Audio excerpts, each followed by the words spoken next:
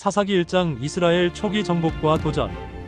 여호수아가 죽고 나서 이스라엘 자손은 가나안 땅 정복을 이어갔습니다. 하지만 여호수아와 함께했던 세대는 모두 세상을 떠나고 그 뒤를 이은 새 세대는 하나님께 대한 신실함을 잃어가고 있었습니다. 유다 지파가 앞장서 가나안 땅을 공격했고 그 중심에는 믿음과 용기의 상징인 갈렙이 있었습니다. 갈렙은 여호수아 시대부터 가나안 땅을 정탐하고 전쟁을 승리로 이끈 유명한 용사이자 지도자였습니다. 유다 지파는 형제인 시므온 지파와 함께 전쟁에 참여했습니다. 특히 갈렙의 조카인 온니엘은 갈렙과 같은 유다 지파의 대표 용사로 이스라엘 최초의 사사 중 한 명이었으며 드빌 전투에서 뛰어난 용맹을 발휘해 적을 무찔렀습니다. 유다 지파가 예루살렘을 점령했음에도 불구하고 베냐민 지파는 예루살렘과 그 주변을 여전히 견고히 지키고 있던 여부스 족속을 완전히 쫓아내지 못했습니다. 이로 인해 완전한 정복은 가로막혔습니다. 이스라엘 각 지파는 점령한 땅을 서로 나누었지만 완전히 정복하지 못한 지역들도 많았습니다. 그들은 남은 가나안 족속과 공존하거나 때로는 갈등을 계속했습니다. 이 모든 일은 단순한 땅 분쟁이 아니라 하나님께서 주신 약속의 땅에서 하나님과의 언약을 지키며 살아가려는 신앙의 여정이었습니다. 그러나 점차 백성의 마음은 흔들리고 가나안 신들과 타협하는 어두운 그림자가 드리워졌습니다. 사사기 2장 타협의 대가와 하나님의 경고. 여호수아가 세상을 떠난 뒤 그와 함께 하나님을 경험했던 세대도 모두 사라졌습니다. 새로운 세대는 가나안 땅 한가운데서 자랐지만 여호와를 알지 못하고 그가 이스라엘을 위해 행하신 일도 알지 못했습니다. 이스라엘 백성은 가나안 사람들과 완전히 결별하지 못했고 그들의 우상인 바알과 아스타롯을 숭배하며 타협하는 길로 빠져들었습니다. 이로 인해 하나님께서는 큰 슬픔과 진노를 느끼셨습니다. 그때 여호와의 사자가 길갈에서 복임으로 올라와 백성 앞에 나타났습니다. 그는 엄숙한 음성으로 백성을 꾸짖으며 경고했습니다. 나는 너희를 이집트에서 인도했고 너희 조상에게 약속한 땅을 주었다. 하지만 너희는 나와의 언약을 깨뜨리고 가나안 사람들과 언약을 맺으며 그들의 제단을 헐지 않았다. 이제 그들은 너희의 옆구리의 가시가 될 것이며 그들의 신들은 너희를 올무에 빠뜨릴 것이다. 백성은 두려움에 떨며 땅에 엎드려 울부짖었고 그 지역은 그날 이후 복임, 즉 우는 자들이라 불리게 되었습니다. 백성은 잠시 회개했지만 그 회개는 깊지 않았습니다. 그들의 마음은 이미 흔들리고 있었고 가나안의 풍습과 신들을 완전히 버리지 못했습니다. 하나님께서는 그들의 불순종에 대응하여 이방 민족들을 허락해 이스라엘을 시험하고 징계하셨습니다.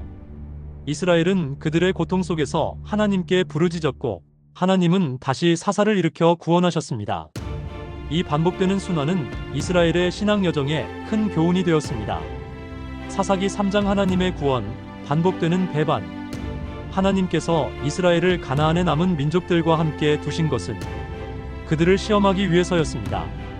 전쟁을 모르는 새 세대가 하나님의 길과 전쟁의 훈련을 배우게 하시려는 뜻이었습니다. 하지만 이스라엘은 이방 민족들과 함께 살며 그들의 풍습과 신들을 받아들였습니다.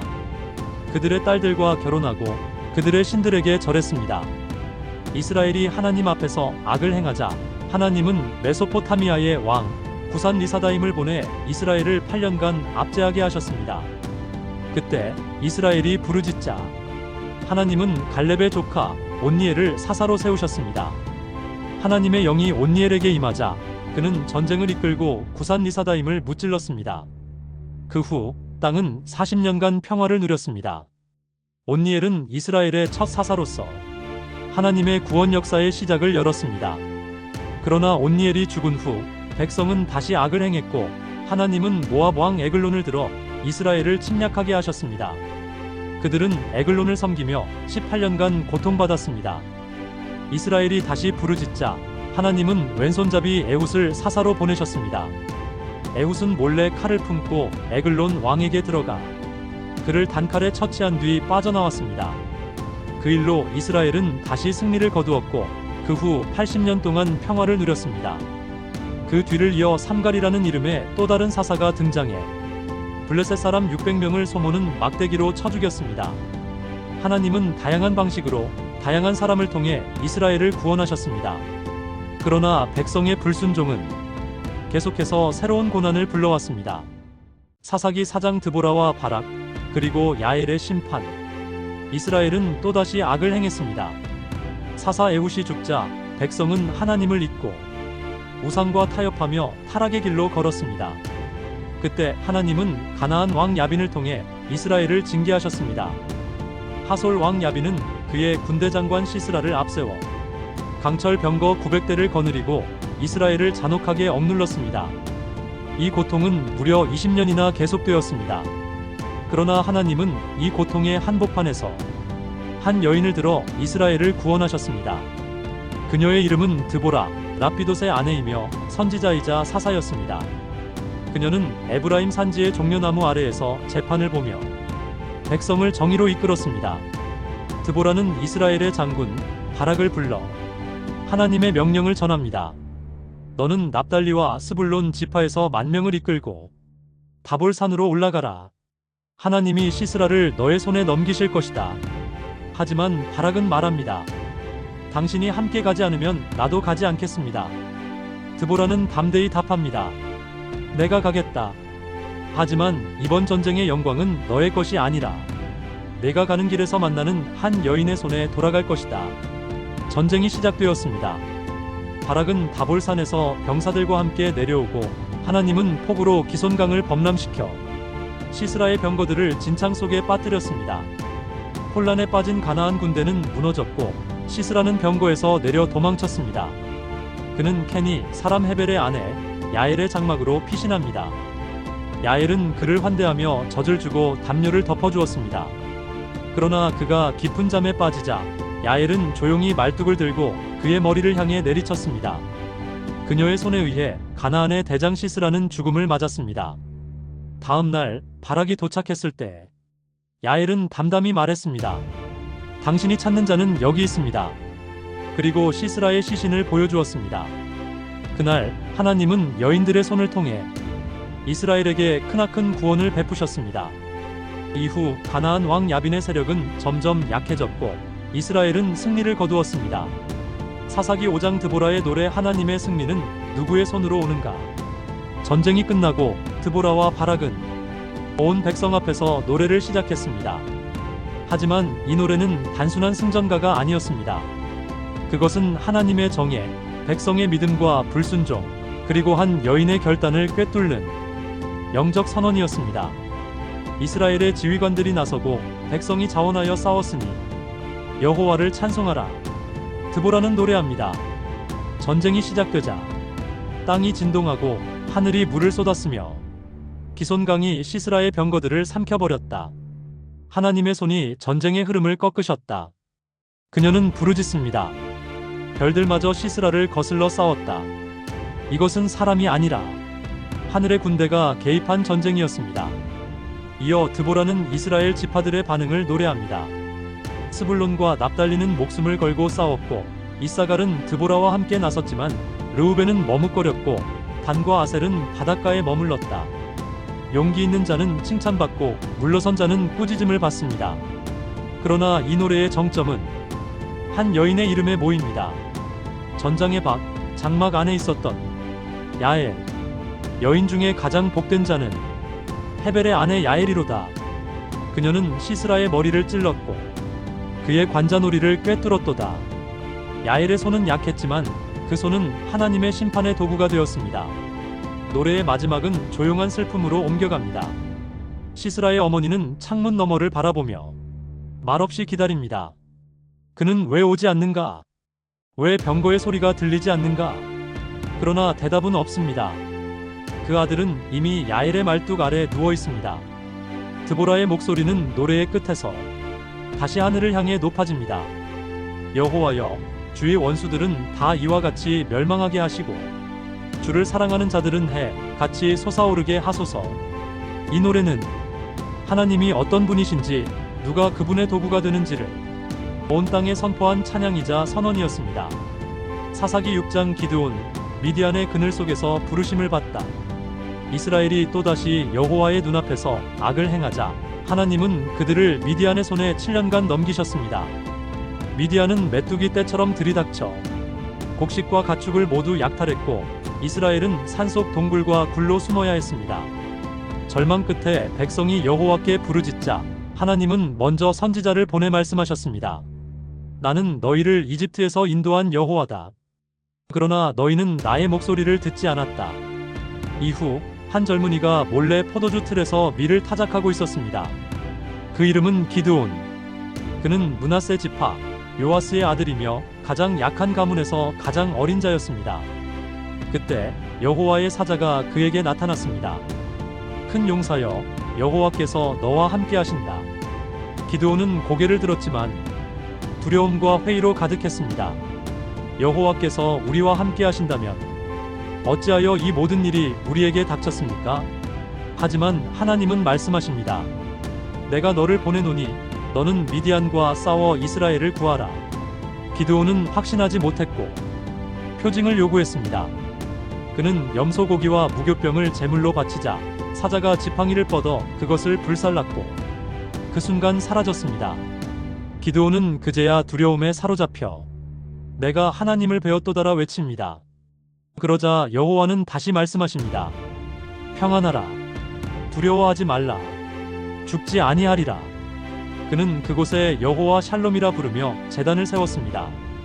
그날 밤 하나님은 기드온에게 명령하십니다. 내 아버지의 바알 제단을 헐고 그 옆에 아세라 목상을 찍으며 여호와께 번제를 드리라. 기드온은 밤중에 몰래 그 일을 행했고 아침에 사람들이 알아챘습니다. 하지만 그의 아버지 요아스는 말했습니다. 바알이 진짜 신이라면 자기 제단을 모독한 자를 스스로 벌하면 될 것이다. 그 후 기드온은 나팔을 불며 이스라엘을 소집했습니다. 하나님은 그를 통해 이스라엘을 구원할 준비를 시작하셨습니다. 그러나 기드온은 또 한 번 표징을 구합니다. 양털에만 이슬이 내리게 해달라. 그 다음 날에는 양털은 마르고 땅만 적게 해달라. 하나님은 그의 모든 요청에 인내로 응답하셨습니다. 기드온의 믿음은 여전히 연약했지만 하나님의 부르심은 분명했습니다. 사사기 7장 기드온의 300용사 숫자가 아니라 순종. 기드온과 함께 모인 병력은 32,000명. 하지만 하나님은 말씀하셨습니다. 너희가 스스로 이겼다고 하지 않도록 사람들을 줄여라. 기드온이 외칩니다. 두려운 자는 돌아가라. 그날 22,000명이 떠났습니다. 아직도 1만 명이 남아 있었지만 하나님은 다시 말씀하셨습니다. 물가로 데려가라. 물 마시는 방식으로 그들을 구별하겠다. 기드온은 그들을 인도했고 손으로 물을 떠 입에 대는 자는 300명 뿐이었습니다. 나머지는 무릎 꿇고 얼굴을 물에 받고 마셨습니다. 하나님은 말씀하십니다. 이 300명으로 너희를 구원하겠다. 그날 밤 기드온은 여전히 두려움에 쌓여 있었습니다. 하나님은 그에게 조용히 말씀하십니다. 내가 두려우면 내 종부라와 함께 적진으로 내려가라. 기드온은 자신의 종부라와 함께 미디안 진영 가장자리에 엎드렸습니다. 그곳에서 한 병사가 꿈 이야기를 했습니다. 보리떡 하나가 굴러와 우리 진영의 장막을 무너뜨렸어. 다른 병사가 해몽합니다. 그건 이스라엘 사람 기드온이야. 하나님이 우리를 그의 손에 넘기신 거야. 그 말을 들은 기드온은 즉시 엎드려 하나님께 경배했습니다. 그리고 돌아와 300명을 세 부대로 나누고 모두에게 나팔과 빈 항아리 그리고 횃불을 들게 했습니다. 기드온의 명령은 단순했습니다. 내가 외치는 대로 하라. 여호와와 기드온의 칼이다. 외치라. 한밤중 세대가 동시에 항아리를 깨고 횃불을 높이 들고 나팔을 불며 외쳤습니다. 여호와와 기드온의 칼이다. 미디안 진영은 혼란에 빠졌고 그들끼리 서로 칼을 휘두르며 도망쳤습니다. 이스라엘의 용사는 단 300명이었지만 그 밤의 승리는 하나님의 손에서 비롯된 전쟁이었습니다. 사사기 8장 기드온의 승리 그리고 유혹의 그림자. 기드온과 300명의 용사는 도망치는 미디안 군을 추격했습니다. 그러나 에브라임 지파는 불만을 토로했습니다. 왜 우리를 처음부터 부르지 않았느냐? 기드온은 온유하게 답했습니다. 당신들이 오렙과 스엡 두 방백을 잡은 공로가 내가 한 것보다 훨씬 크지 않습니까? 그 말에 그들의 분노는 가라앉았습니다. 기드온은 요단강을 건너 피곤한 병사들과 함께 미디안 왕 세바와 살문나를 뒤쫓았습니다.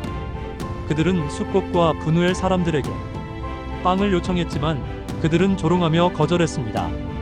아직 왕들을 잡지도 못했으면서 무슨 빵이냐? 기드온은 분노했지만 왕들을 반드시 사로잡겠다고 맹세합니다. 끝내 미디안 군대 1만 5천 명의 자녀 병력까지 무찌르고 세바와 살문나를 생포합니다.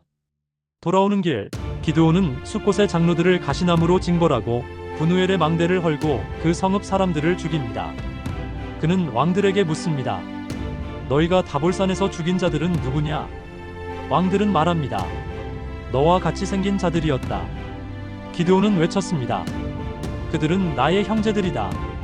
그는 자신의 맏아들 여델에게 칼을 들라 하지만 아들은 두려워 움직이지 못했습니다. 결국 기드온 스스로 그 왕들을 처형합니다. 백성들은 감동받아 말합니다. 우리의 왕이 되어 주십시오. 당신과 당신의 아들이 그 다음에는 손자가 다스리소서. 하지만 기드온은 이렇게 대답합니다. 나는 너희를 다스리지 않는다. 여호와께서 너희의 왕이시다. 그러나 그는 전리품 중 금 귀고리를 요구했고 백성들은 기꺼이 바쳤습니다. 기드온은 그것으로 에봇을 만들어 자기 고향 오브라에 두었습니다. 안타깝게도 이 에봇은 이스라엘이 다시 타락하는 우상의 중심이 됩니다. 기드온은 평안히 여생을 살았고 70명의 아들을 낳았으며 죽어 요아스의 무덤에 묻혔습니다. 그가 죽자마자 이스라엘은 다시 바알을 따르고 기드온의 이름도 잊었습니다. 사사기 9장 아비멜렉 권력의 탐욕과 몰락. 기드온의 첩의 아들 아비멜렉은 자신을 왕으로 세우기 위해 고향인 세겜에서 어머니의 친척들과 함께 음모를 꾸밉니다. 그는 아버지 기드온의 다른 아들들인 형제 70명을 무참히 죽이고 스스로 왕이 됩니다. 하지만 그의 통치는 폭정과 불안으로 가득했습니다. 아비멜렉은 세겜 사람들과 언약을 맺고 그들의 지원을 얻었지만 그들은 속으로 불안해하고 있었습니다. 그중 기드온의 막내 아들인 요담이 등장하여 세겜 사람들에게 아비멜렉의 악행을 경고하는 우화를 들려주었습니다. 아비멜렉은 군사적 압박과 잔인함으로 반대파를 탄압하며 권력을 유지하지만 결국 세겜 주민들과 멀어지고 내부 반란에 시달리게 됩니다. 결국 세겜과 그 주변 성읍들이 반기를 들고 일어나자 아비멜렉은 군대를 이끌고 공격에 나섭니다. 그는 성을 공격하다 한 여인이 던진 맷돌 위조각에 맞아 치명상을 입습니다. 죽음을 피하려고 자신의 신하에게 칼로 자기를 죽여 자살로 위장하지만 그의 몰락은 이스라엘의 경고가 되었습니다. 사사기 10장 이스라엘의 불순종과 하나님의 긍휼. 이스라엘 백성은 이전에 경험한 하나님의 은혜와 구원을 잊고 다시금 바알과 아스다롯, 즉 가나안의 우상 신들을 섬기기 시작했습니다. 바알은 비와 풍요를 주는 신으로 숭배받았고 아스다롯은 바알과 쌍을 이루는 여신으로 풍요와 다산의 상징이었습니다. 이스라엘 백성은 이방 신들에게 절하며 하나님과의 언약을 저버렸습니다. 이로 인해 하나님은 깊은 진노를 보이시며 이스라엘을 블레셋과 암몬 사람들의 손에 넘기셨습니다.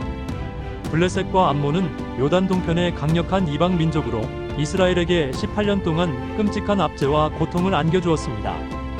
이스라엘 백성은 이방 군대의 공격과 압박에 두려움과 절망에 빠져 산과 동굴, 숲속에 숨어 도망다녔으며 자신들의 죄를 뉘우치며 하나님께 부르짖었습니다. 그들의 마음은 떨리고 미래에 대한 희망은 사라진 듯 했습니다. 하나님은 이들의 진심 어린 탄원과 회개를 들으시고 두 사사 돌라와 야일을 세우셔서 그들을 구원하셨습니다. 돌라는 23년 동안 이스라엘을 다스리며 평화를 유지했고 그 다스림은 비교적 조용하고 안정적인 시기였습니다. 야일은 22년 동안 이스라엘을 다스렸습니다. 그러나 백성은 회개하고 이방신을 버렸음에도 불구하고 압제는 계속되었고 결국 암몬 군대가 길르앗에 진을 쳤을 때 이스라엘 백성도 함께 모여서 싸울 준비를 했습니다. 그들은 자신들을 구해줄 지도자를 찾고 있었고 길르앗의 장로들은 입다를 지도자로 삼았습니다. 이 승리는 이스라엘 백성에게 새로운 희망과 신앙의 회복을 안겨주었고 하나님께 대한 신뢰가 다시 살아나는 순간이었습니다. 그러나 이 장면은 또한 반복되는 불순종과 회개의 순환을 보여줍니다. 이스라엘은 때로는 하나님을 떠나지만 항상 하나님께 돌아올 길이 열려있음을 깨닫게 합니다. 이는 우리에게도 신앙의 여정에 있어 끊임없는 회복과 겸손이 필요함을 가르쳐 줍니다. 사사기 11장 입다의 부상과 비극적 서원. 길르앗 사람 입다는 큰 용사였으나 기생의 아들이었습니다. 그의 이복 형제들은 그를 집에서 내쫓았고 입다는 독당에 머물며 쓸모없다고 여겨지던 자들과 함께 지냈습니다. 그러던 중 암몬 자손이 이스라엘과 전쟁을 벌이려 하자 길르앗의 장로들은 입다를 다시 찾아와 군사령관으로 삼고자 했습니다.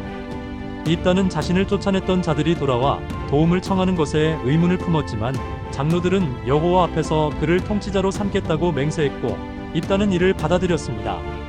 입다는 길르앗에서 암몬 왕에게 사자를 보내 전쟁의 이유를 물었습니다. 암몬 왕은 이스라엘이 출애굽 당시 암몬의 땅을 빼앗았기 때문이라고 주장했습니다. 그러나 입다는 이스라엘의 출애굽 여정과 요단 동쪽 정복 과정, 그리고 여호와께서 그 땅을 주신 경위를 논리적으로 설명하며 그 주장이 사실과 다름을 지적했습니다. 그는 하나님을 재판장으로 삼으며 분쟁의 정당함을 호소했습니다. 하지만 암몬 왕은 이 말에 귀 기울이지 않았고 입다는 하나님의 영에 감동되어 길르앗과 므낫세, 에브라임을 지나 암몬과의 전투에 나섰습니다. 이때 입다는 하나님께 서원합니다.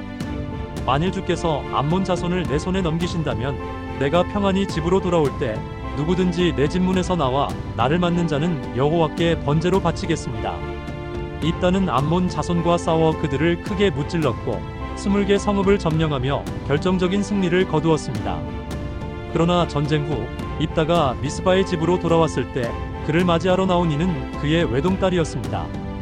그녀는 소고를 들고 춤추며 아버지를 맞이했지만 입다는 옷을 찢으며 통곡했습니다. 내 딸아, 너는 나를 괴롭게 하는 자다. 나는 여호와께 서원하였고 돌이킬 수 없다. 딸은 아버지의 서원을 받아들였습니다.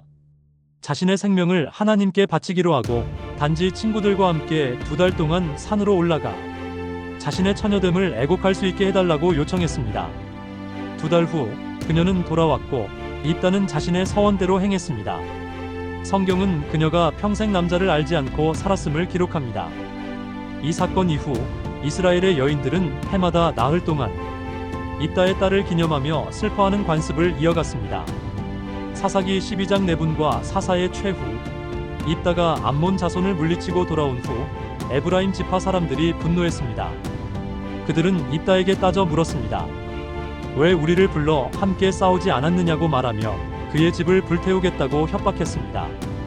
입다는 이미 길르앗 사람들과 함께 최선을 다했으며 그 누구도 에브라임이 그때 도와주지 않았다고 반박했습니다. 결국 이 말다툼은 무력 충돌로 번졌습니다. 입다와 길르앗 사람들이 에브라임과 싸워 그들을 크게 무찔렀고 요단강 나루터를 장악했습니다. 에브라임 사람들이 강을 건너 도망치려 하자 길르앗 사람들은 쉬볼렛이라는 단어를 발음하게 해 에브라임 사람인지 아닌지를 가려냈습니다. 에브라임 사람들은 쉬볼렛을 시볼렛이라 발음했고 그로 인해 정체가 드러났습니다. 그날 죽은 에브라임 사람은 42,000명에 이르렀습니다. 입다는 이 전쟁 후 6년 동안 이스라엘을 다스렸습니다. 그는 결국 죽어 길르앗의 어느 성읍에 묻혔습니다. 입다 이후 3명의 사사가 차례로 등장했습니다. 먼저 벳레헴 출신의 입사는 아들 30명과 딸 30명을 두었고 그들을 다른 지파와 혼인시켜 평화를 도모했습니다. 그는 7년간 사사로 섬기고 죽었습니다. 그 다음은 스불론 사람 엘론으로 그는 10년간 사사로 활동했고 죽은 후 스불론 땅 아야론에 묻혔습니다. 마지막으로 비라돈 사람 압돈이 사사가 되었습니다.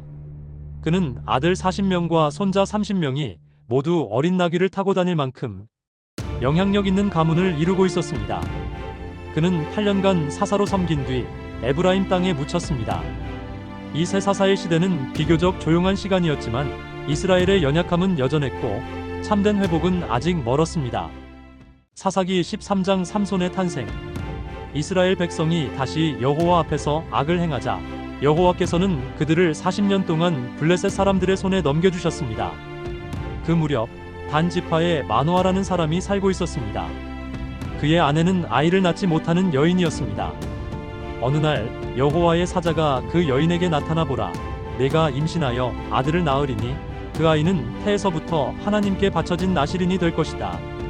그러므로 포도주나 독주를 마시지 말고 어떤 부정한 것도 먹지 말라 하고 말했습니다. 그리고 그 아이의 머리에 면도칼을 대지 말라고 덧붙였습니다. 여인은 남편에게 가서 하나님의 사람이 내게 오셨는데 그 모습이 매우 두려워 천사의 모습 같았다. 그분이 아들을 낳을 것이며 그 아이는 태에서부터 죽는 날까지 하나님께 바쳐진 나실인이 될 것이라고 하셨다고 전했습니다. 마노아는 여호와께 기도하여 하나님의 사람이 다시 오셔서 우리가 낳을 아이를 어떻게 기르고 무엇을 해야 할지 알려주소서 하고 간구했습니다. 하나님께서 마노아의 기도를 들어주셨고 여호와의 사자가 다시 밭에 있는 여인에게 나타났습니다. 여인은 급히 달려가 마노아에게 알렸습니다. 마노아는 여호와의 사자에게 가서 당신이 그 여인에게 말씀하신 분이십니까? 하고 물었고 그는 그렇다고 대답했습니다. 마노아는 당신의 말씀이 이루어지면 우리가 그 아이를 어떻게 길러야 합니까? 하고 물었습니다. 여호와의 사자는 다시 한번 나실인의 규례를 설명하고 마노아가 준비한 염소 새끼를 번제로 바치라고 말했습니다. 마노아가 제단에 염소 새끼를 올리자 여호와의 사자는 불꽃이 제단에서 하늘로 올라가는 것을 따라 함께 올라갔습니다. 그제야 마노아와 그의 아내는 그분이 여호와의 사자였음을 깨달았습니다. 마노아는 우리가 하나님을 보았으니 반드시 죽으리라 하고 두려워했습니다. 그러나 그의 아내는 여호와께서 우리의 번제와 소제를 받으셨고 이런 말씀을 우리에게 하셨으니 우리를 죽이려 하지 않으실 것이다라고 말했습니다. 마침내 여인은 아들을 낳았고 이름을 삼손이라 지었습니다. 아이가 자라면서 여호와께서 그에게 복을 주셨고 여호와의 영이 그를 움직이기 시작했습니다. 사사기 14장 삼손의 결혼과 수수께끼. 삼손이 성인이 되어 블레셋 사람들의 땅 딥나로 내려갔을 때입니다. 그는 그곳에서 한 블레셋 여인을 보고 마음에 들어 부모님께 그녀와 결혼하게 해달라고 부탁했습니다. 부모님은 할례 받지 않은 이방 여인과의 결혼을 반대했지만 삼손은 고집을 꺾지 않았습니다. 이 모든 것은 블레셋 사람들을 칠 기회를 찾고 계신 여호와의 뜻이었습니다. 삼손은 부모님과 함께 딥나로 내려가는 길에 포도원에서 어린 사자 한 마리를 만났습니다. 갑자기 여호와의 영이 그에게 강력하게 임하여 삼손은 맨손으로 그 사자를 염소 새끼 찢듯이 찢어 죽였습니다. 삼손은 이 일을 부모님께 말하지 않았습니다. 결혼을 위해 다시 딥나로 가던 길에 삼손은 죽은 사자의 몸에 벌떼가 모여들어 꿀을 만든 것을 보았습니다. 그는 그 꿀을 떠서 먹으며 부모님께도 드렸지만 그것이 사자의 몸에서 나온 것이라는 말은 하지 않았습니다. 결혼 잔치가 시작되고 삼손은 30명의 친구들을 초대했습니다. 그는 친구들에게 수수께끼를 냈습니다. 7일 안에 답을 맞히면 고운 배옷과 겉옷 30벌을 주겠지만 마치지 못하면 그들이 자신에게 주어야 한다고 했습니다. 삼손이 낸 수수께끼는 이것이었습니다. 먹는 자에게서 먹는 것이 나오고 강한 자에게서 단 것이 나왔도다. 친구들은 며칠이 지나도 답을 풀지 못했습니다. 잔치 마지막 날 그들은 삼손의 아내를 협박했습니다. 내 남편을 꿰어 답을 알아내라. 그렇지 않으면 너와 내 아버지 집을 불태워버리겠다. 두려움에 떨던 아내는 계속 눈물을 흘리며 삼손을 조르기 시작했습니다. 결국 삼손은 아내에게 수수께끼의 답을 말해주었습니다. 아내는 곧바로 친구들에게 답을 알려주었습니다. 그들이 삼손에게 와서 무엇이 꿀보다 달며 무엇이 사자보다 강하겠느냐? 라고 말하자 삼손은 그들이 아내를 통해 답을 알아냈다는 것을 눈치챘습니다. 너희가 내 암소로 밭을 갈지 않았더라면 내 수수께끼를 풀지 못했을 것이다. 분노한 삼손에게 여호와의 영이 강력하게 임했습니다. 그는 아스글론으로 내려가 그곳 사람 30명을 죽이고 그들의 옷을 빼앗아 수수께끼의 답을 맞힌 사람들에게 주었습니다. 그리고 삼손은 화를 참지 못해 아버지 집으로 돌아갔고 그의 아내는 삼손의 친구에게 주어졌습니다. 사사기 15장 삼손의 복수. 얼마 후 삼손은 염소 새끼를 가지고 아내에게 찾아가려 했습니다. 그러나 그의 장인이 막아서며 말했습니다. 나는 네가 아내를 미워하는 줄 알고 그녀를 내 친구에게 주었다. 그녀의 여동생이 더 예쁘니 그녀를 대신 데려가라. 이 말에 삼손은 크게 분노했습니다. 삼손은 블레셋 사람들에게 복수하겠다고 다짐했습니다. 그는 여우 300마리를 잡아 꼬리에 꼬리를 묶고 그 사이에 횃불을 달았습니다. 그리고 그 여우들을 블레셋 사람들의 곡식밭으로 보냈습니다. 불은 곡식단과 아직 배지 않은 곡식은 물론 포도원과 올리브나무까지 모두 태워버렸습니다. 블레셋 사람들은 누가 이 일을 행하였느냐 하고 물었습니다. 사람들이 대답하기를 딥나 사람의 사위 삼손이니 장인이 삼손의 아내를 빼앗아 그의 친구에게 준 까닭이라고 했습니다. 블레셋 사람들은 분노하여 올라가서 그 여인과 그의 아버지를 불살라 죽였습니다. 이 소식을 들은 삼손은 너희가 이렇게 행동했으니 내가 너희에게 복수하고야 말겠다 하고 외쳤습니다. 그는 블레셋 사람들을 쫓아가 큰 분노로 그들의 허벅지와 정강이를 쳐서 죽였습니다. 그리고는 에담 바위 굴에 머물렀습니다. 블레셋 사람들은 유다 지파의 진을 치고 르기라는 곳으로 올라왔습니다. 유다 사람들은 3,000명이나 내려가 삼손에게 블레셋 사람이 우리를 다스린다는 것을 모르느냐? 왜 우리에게 이런 일을 행했느냐? 하고 꾸짖었습니다. 삼손은 그들이 내게 행한 대로 나도 그들에게 행했을 뿐이다 하고 대답했습니다. 유다 사람들은 삼손을 결박하여 블레셋 사람들에게 넘겨주겠다고 말했습니다. 삼손은 그들이 자신을 해치지 않겠다고 맹세하게 한 뒤 새 밧줄 2개로 결박을 당했습니다. 그가 르기에 도착하자 블레셋 사람들은 그를 보고 환호성을 질렀습니다. 그때 여호와의 영이 삼손에게 강력하게 임했습니다. 그의 팔에 감긴 밧줄은 불탄 삼처럼 끊어졌고 손목을 묶은 결박은 풀렸습니다. 삼손은 마침 길에 버려진 나귀의 턱뼈를 발견하고 그것을 집어들었습니다. 삼손은 나귀 턱뼈 하나로 1,000명의 블레셋 사람들을 죽였습니다. 그 후 그는 나귀 턱뼈로 한 무더기 또 한 무더기를 쌓았으니 나귀 턱뼈로 1,000명을 죽였다라고 노래했습니다. 삼손은 그곳의 이름을 라마르기라고 불렀는데 이는 턱뼈의 산이라는 뜻입니다. 싸움을 마친 삼손은 매우 목이 말랐습니다. 그는 여호와께 부르짖으며 기도했고 하나님께서는 르기에 있는 움프 파인 곳을 터뜨려 물이 솟아나게 하셨습니다. 삼손은 그 물을 마시고 기력을 회복했습니다. 이처럼 삼손은 블레셋 사람들의 시대에 20년 동안 이스라엘의 사사로 있었습니다. 사사기 16장 삼손의 마지막. 블레셋과의 전쟁에서 큰 힘을 발휘했던 사사 삼손은 가사에 있는 한 창녀를 찾아갔습니다. 이 소식을 들은 가사 사람들은 밤새도록 성문 주변에 숨어 삼손을 기다렸습니다. 그들은 아침이 밝아올 때 삼손을 죽이려고 했습니다. 그러나 한밤중에 삼손은 잠에서 깨어났습니다. 그는 성문 빗장과 2 문설줄을 붙잡고 그대로 뽑아 어깨에 메고 헤브론 앞산 꼭대기까지 올라갔습니다. 그 후 삼손은 소렛 골짜기에 사는 들릴라라는 여인을 사랑하게 되었습니다. 블레셋 방백들이 들릴라에게 은 1,100개를 주며 그의 힘의 비밀을 알아내라고 했습니다. 들릴라는 삼손에게 그의 힘의 비밀을 끈질기게 물었습니다. 삼손은 그녀를 시험하려 3번 거짓말을 했습니다. 새 활줄 7가닥으로 묶으면, 새 로프들로 묶으면, 머리카락 7가닥을 배틀에 엮으면. 삼손은 이 3번의 시도에서 모두 결박을 쉽게 끊어버렸습니다. 들릴라는 삼손을 계속 조르며 눈물로 호소했습니다. 마침내 삼손은 자신의 마음을 다 털어놓았습니다. 나는 어머니의 태에서부터 하나님께 바쳐진 나실이니다. 만약 내 머리카락이 깎이면 나의 힘이 사라지고 다른 사람처럼 약해질 것이다. 들릴라는 삼손이 진실을 말했음을 알고 블레셋 사람들을 불렀습니다. 삼손이 들릴라의 무릎을 베고 잠이 들자 한 사람이 그의 머리카락 7가닥을 밀었습니다. 들릴라가 삼손이여, 블레셋 사람들이 당신에게 왔소 하고 외쳤을 때 삼손은 이전처럼 나가서 그들을 물리치려 했지만 여호와께서 자신을 이미 떠나신 것을 알지 못했습니다. 블레셋 사람들은 삼손을 붙잡아 그의 눈을 뽑고 놋사슬로 묶어 가사로 데려갔습니다. 그들은 그를 옥에 가두고 맷돌을 돌리게 했습니다. 그러나 삼손에 밀렸던 머리카락은 다시 자라기 시작했습니다. 블레셋 사람들은 그들의 신 다곤에게 큰 제사를 드리며 기뻐했습니다. 그들은 삼손을 불러내 그를 조롱했습니다. 삼손은 자신을 지탱하는 2 기둥을 붙잡고 몸을 힘껏 기울였습니다. 그리고 블레셋 사람들과 함께 죽기를 원하노라 고 외치며 온 힘을 다해 기둥을 무너뜨렸습니다. 신전 전체가 무너져 내렸고 그 안에 있던 모든 방백들과 사람들이 죽었습니다. 삼손이 죽을 때 죽인 자의 수가 살아있을 때 죽인 자의 수보다 훨씬 많았습니다.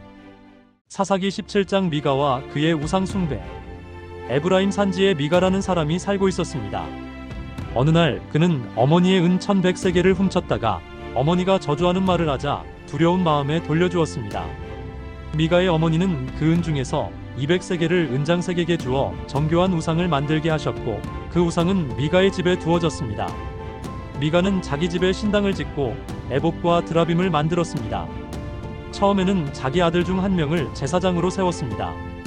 그 후 유다 베들레헴에서 온 한 레위 청년이 그곳을 지나가다가 미가의 집에 머물게 되었습니다. 미가는 그를 제사장으로 삼고 매년 은 10세겔과 옷, 생활비를 주겠다고 약속했습니다. 미가는 스스로 만족하며 말했습니다.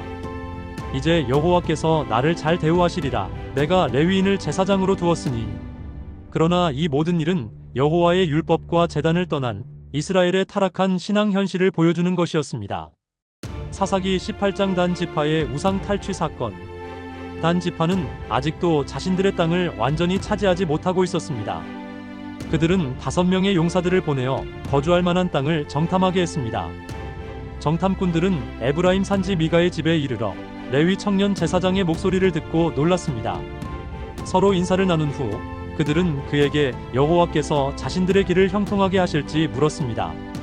정탐꾼들은 미가의 집을 떠나 평화롭게 사는 라이스 성읍을 발견했습니다. 그곳 사람들은 평온하며 무방비 상태였습니다. 단 지파는 600명의 무장병을 모아 라이스로 가는 길에 미가의 집을 들렀습니다. 그들은 레위 청년에게 제안했습니다. 내가 한 사람의 집에 제사장이 되겠느냐, 아니면 한 지파와 한 족속의 제사장이 되겠느냐? 레위 청년은 기뻐하며 에봇, 드라빔, 우상을 가지고 그들과 함께 갔습니다. 미가는 군대를 따라잡으려 했으나 단 지파의 위세를 보고 돌아섰습니다. 단 지파는 라이스 성읍을 쳐서 불사르고 그곳을 차지해 단이라 불렀습니다. 그들은 미가의 우상과 레위인을 제사장으로 삼아 섬겼습니다. 그 시절 이스라엘에는 왕이 없었고 사람마다 자기 소견에 옳은 대로 행하였습니다. 사사기 19장 레위 사람과 그의 첩, 그리고 베냐민 지파의 비극. 한 레위 사람이 아내 외에 첩을 두고 있었습니다. 그 첩이 남편을 떠나 친정인 유다 베들레헴으로 돌아갔습니다. 레위 사람은 그녀를 다시 데려오기 위해 찾아갔고 그녀를 데리고 돌아오던 길에 베냐민 지파의 기브아라는 성읍에 이르게 되었습니다.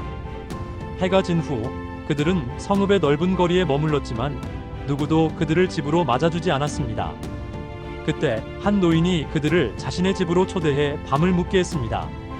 그러나 불량배들이 집을 에워싸고 그 레위 사람을 내놓으라고 위협하자 레위 사람은 첩을 그들에게 내어주었고 그 결과 그 여인은 심각한 폭행을 당해 결국 죽고 말았습니다.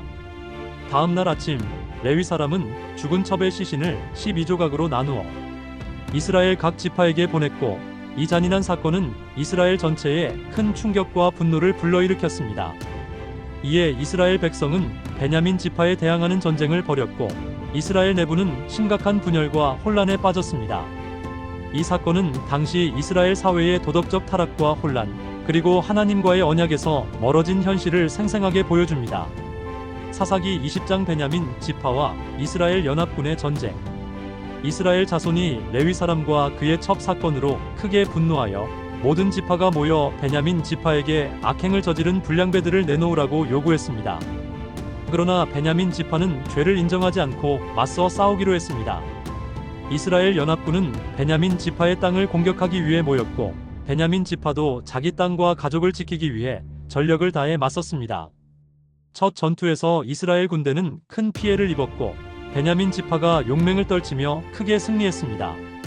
그러나 이스라엘 백성은 하나님의 뜻을 묻기 위해 제사장과 제단 앞에 나아가 전쟁의 승리를 요청하며 다시 싸움을 준비했습니다. 두 번째 전투에서도 베냐민 지파가 승리를 거두었으나 이스라엘은 다시 하나님께 간구하며 전략을 바꾸어 세 번째 전투에 임했습니다. 마침내 세 번째 전투에서 이스라엘 연합군은 베냐민 지파를 압도하며 큰 승리를 거두었습니다. 베냐민 지파의 많은 군사들이 죽고 그들의 성읍들은 파괴되었습니다. 이 전쟁은 이스라엘 내부의 심각한 분열과 도덕적 혼란을 보여주는 참담한 사건이었으며 이스라엘은 하나님의 뜻과 언약을 다시금 되새길 필요가 있었습니다. 사사기 21장 베냐민 지파의 멸망과 이스라엘의 구원책. 이스라엘 연합군과 베냐민 지파의 전쟁이 끝난 후 이스라엘 백성은 600명의 남자만 남은 베냐민 지파의 멸절 위기를 보며 깊이 슬퍼했습니다. 그들은 미스바에서 우리 중에 누구든지 딸을 베냐민 사람에게 아내로 주지 아니하리라고 맹세했기 때문에 베냐민 지파는 후손을 잇는 것이 불가능해 보였습니다. 이스라엘 백성은 이 맹세를 깨지 않으면서 베냐민 지파를 회복시킬 방책을 모색했습니다. 그들은 이스라엘 회중에 참여하지 않았던 길르앗 야베스 주민들을 징벌하기로 결정하고 그곳의 모든 남자와 아이를 죽였습니다. 그리고 남은 처녀 400명을 베냐민 지파의 남자들에게 주어 아내로 삼게 했습니다. 그러나 아직 아내가 부족하자 이스라엘 자손은 다시 방법을 강구했습니다. 그들은 베냐민 지파 남자들에게 실로에서 열리는 여호와의 절기에 가서 춤추는 처녀들을 몰래 납치하여 아내로 삼으라고 했습니다. 이 모든 일은 베냐민 지파가 완전히 사라지지 않고 이스라엘 공동체 안에서 다시 자리 잡게 하기 위한 고육지책이었습니다. 이 사건은 이스라엘의 왕이 없어서 사람들이 각기 자기의 소견에 옳은 대로 행하였던 시대의 비극적인 단면을 생생하게 보여줍니다.